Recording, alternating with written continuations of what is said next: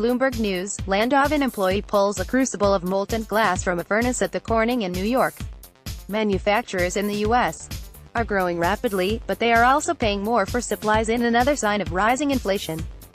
The numbers: American manufacturers grew at a slower pace in April, hindered by the highest prices since 2011 for raw materials such as steel as well as supply and labor shortages, a survey of executives found.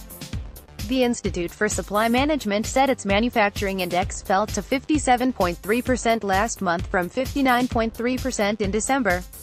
Economists surveyed by MarketWatch had forecast the index to total 58.7%. Readings over 50% indicate more companies are expanding instead of shrinking. What happened? Most executives said their firms are growing and business is still very strong, but they complained about higher prices for steel in the wake of the recently announced U.S. tariffs. The cost of other materials are also rising and some firms said it's difficult to find workers. The ISM's index for new orders was little changed at 61.2%, but production fell 3.8 points to 57.2%, and the employment gauge slipped to 54.2% from 57.3%. That's the lowest level in almost a year. At the same time, though, the prices paid index that reflects what companies pay for supplies rose to the highest level since 2011. It's more evidence that inflation in the U.S. is marching higher. Big picture, the U.S. economy is still expanding at a healthy pace almost 9 years since the last recession.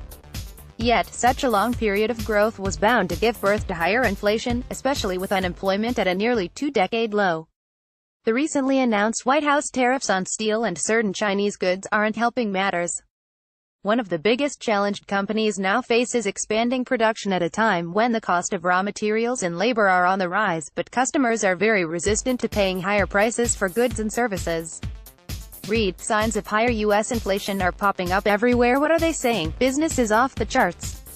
This is causing many collateral issues, a tightening supply chain market and longer lead times, said an executive at a transportation company. Labor remains tight and getting tighter. The tariffs are very concerning. Business planning is at a standstill until they are resolved. Significant amount of manpower are being expended on these issues, said an executive at another manufacturer. Market reaction: the Dow Jones Industrial Average DJIA, minus 0.59% and Standard. The latest round of corporate earnings failed to impress Wall Street and investors are anxious about the Federal Reserve's latest meeting to discuss whether to raise U.S. interest rates.